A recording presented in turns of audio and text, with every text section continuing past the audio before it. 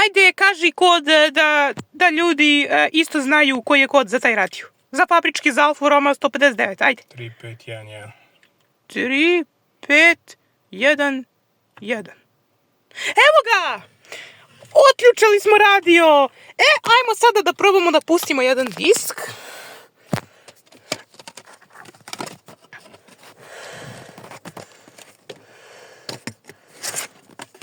Pustit ćemo jedan disk.